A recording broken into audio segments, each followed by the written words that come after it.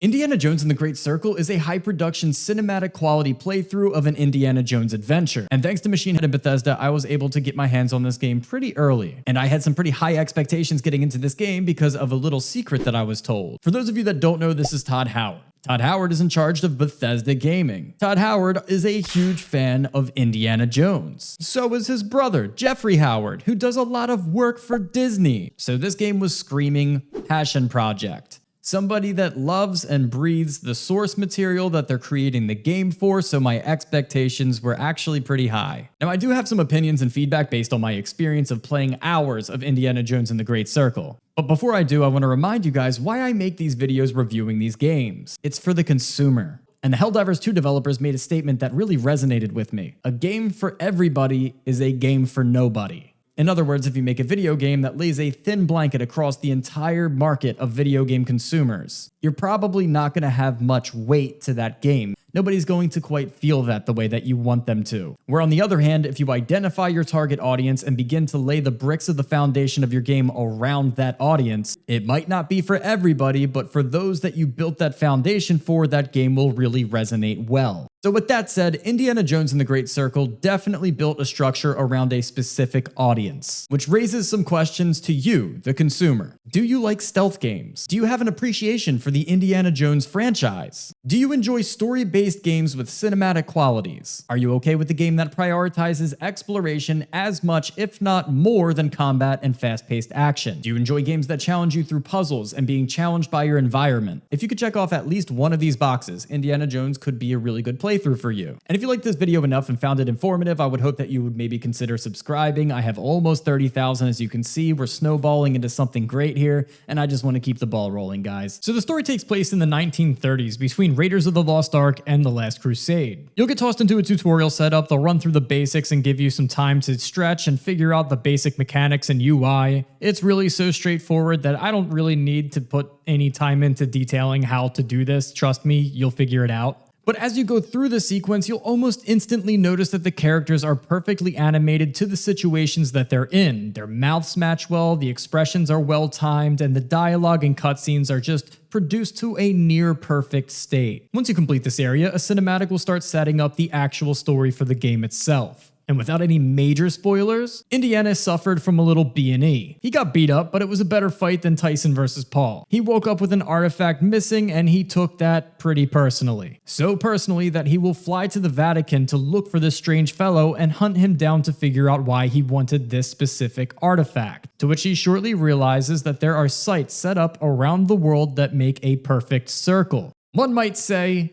it's a great circle. Which proves my opening statement that if you're a flat earther, this game might not be for you. As far as gameplay goes, I had some takeaways within the first hour. There is a stamina bar and it does deplete, however, it does not punish you. You kind of just get them back no matter what, even if you're hanging on the side of a ledge. You don't fall to your death, you kind of just wait for them to regen. In the most Indiana Jones fashion possible, the whip is helpful in many ways. Odds are if you're getting like a right bumper prompt, you're probably going to be using your whip to do something. You'll receive adventure points and they help upgrade him in combat and specific situations, so keep your eye out for these books that give you talents. And also, I took a lot of pictures and they were giving me adventure points. The world does seem to open up in a semi-open state in later chapters. You'll notice that there's different diverse lands with different people and NPCs that you unfortunately can't attack. Trust me, I tried.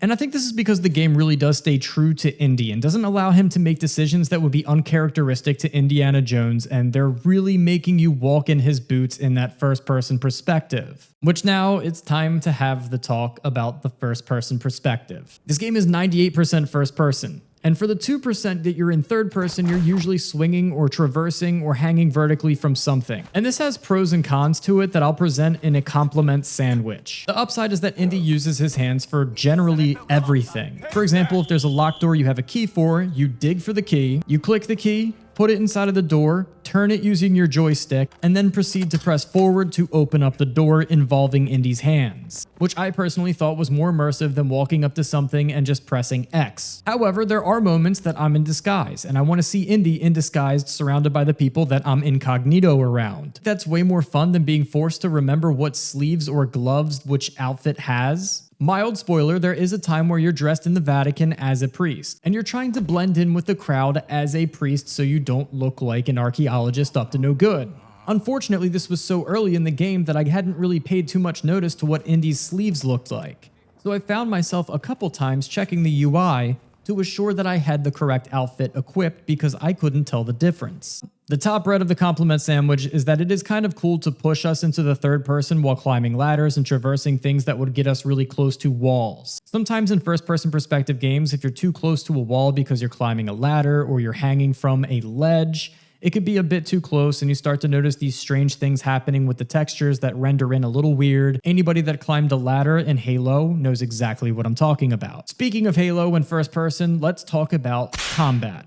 I'd imagine there's a good amount of people that wanted combat in the third person. That boils down to preference, and I'm honestly a third person perspective fighter myself. That said, the combat is more or less a consequence of being in a bad situation that you could have probably avoided. For the majority of the game, the goal is to attempt to traverse unnoticed, or at least not making a big scene is mandatory for a smooth playthrough. That's not to say the combat should be basic or undesirable. The punches do feel a little bit early at times, but you do have the ability to block, parry, left or right hit, or hold them down for a nice heavy swing. There's also times where you're fighting off dogs or somebody grappling you and you have to spam your bumpers in order to break the grapples. It's nothing groundbreaking or magnificent. It's pretty clear it's not the focus. And while it may not need to be this basic, most times you're trying to stealth around trying to find an object to bash someone on the head with. And that combat is pretty engaging. You can grab wine bottles or a rake. Being resourceful is really the message that I felt while playing through this title. Yes, you have a pistol, and you can disarm enemies that have guns and use them. But that's really a last resort because they cause so much attention. Where you could ordinarily take on a 1v2 or 3, if you shoot a gun, the entire squad is on you. I feel like this was a clear-made design choice by the developers to keep that indie theme going. He's a pretty normal dude, he's just brave and clever. You can even hear him get winded by climbing up certain objects. I know that he got his house broken into, but this is not a John Wick story, and you can't really blast yourself out of situations because that's not how indie did it, and that's not how the developers want you to play this through. And this brings me back to that Helldivers 2 quote about the game not being for everyone. Anytime I got too frustrated and I wanted to take the Frank Reynolds approach, I remember that Family Guy skit about Home Alone if there were competent burglars, and all the kids' little antics were just debunked by common sense, like don't touch that doorknob, it's hot, don't step on those marbles, you'll slip. And then they see the kid and he's like, I have a slingshot. How bad would that movie be if that was actually how it panned out, right? It'd be a pretty anticlimactic movie if we're all being honest. And that's why you're better off just leaning into the experience that they're trying to provide you. The stealth is just a massive ingredient to this game. In the most Disney-esque way of avoiding conflict until it's needed, it is not the normal route to take indie into dangerous conflicts. And if you're worried about the difficulty ruining the immersion because it would just simply be too easy and you could kind of just fly through the game if you're just going to sneak around, there are two forms of difficulty settings: action and adventure. And to put it in the most simple way, it's exactly what you think it is. How quickly they go from curious to being a threat, how many enemies you pull if you do happen to get noticed, and how much damage they will do collectively. The Adventure tab will limit the amount of tips that you get from UI and verbal clues. And yes, I did do my tests to see if the game actually does get more difficult when you turn it up to the highest degree. That little circle above their head is how much they're paying attention to you, and if it fills up, they're a threat. That little circle filled up relatively slow. When I had the difficulty on low action experience setting, getting around the Nazis in this area was pretty easy. The altercation didn't bring in more than a crowd of fights of like a one-on-one or an occasional one-on-two. Then I decided to set these three settings up all the way. This would make them more aware, come in bigger groups, and do more damage. I did manage to make it past the lookout guy, and I thought I was being cute and funny, so I threw a shovel at him. He walked up to the shovel, picked it up, showed the whole camp, and then suddenly I'm trying to Mike Vallely 8 pissed off Nazis. So yes, the AI is better than I thought it was going to be, and there is a jump in difficulty because they killed me pretty quickly. And as for the adventure experience difficulty, the puzzles do give less tips, you get less dialogue cues, and the HUD seems to give you a little bit less than you would get on an easy mode. Personally, I think if you're a gamer that's a little bit more seasoned, I would suggest putting it on the higher difficulty at first. If you get stumped or feel like your tires are dragging in the mud, maybe lighten it up a little bit. Genuinely speaking, it really wasn't anything that's going to hold you back for hours. In fact, I would challenge anybody to not use Google, and you're probably better off that way. Some of them could be a little bit spicier. Some of them are a little vanilla. Because ultimately, this is a more accessible game. If you go into this seeing Bethesda and think, oh yeah, open world Skyrim, first world combat, white knuckle with like Assassin's Creed elements, you're probably going to be doomed from the start. Overall, my early access experience was a good time. Quick breakdown, the graphics, way above average. The voice acting, the animations matching it, and the facial expressions and the acting of the characters, way above average. The sound design, above average. The overall gameplay, pretty average, mostly vanilla. The combat, some of the stealth and sneaking mechanics, nothing groundbreaking. The story, very good. If you're an indie fan, this is a pretty cool playthrough.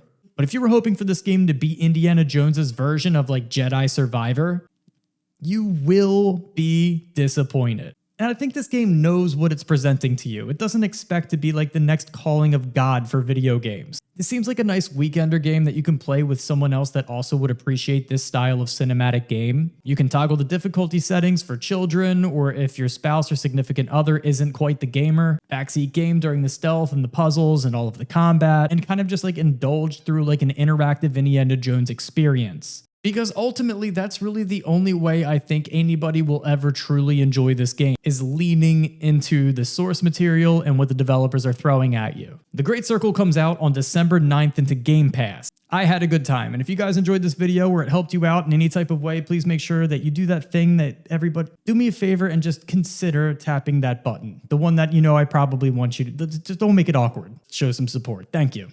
Thank you to MachineGames and Bethesda for reaching out and allowing me to play their game early. Thank you so much.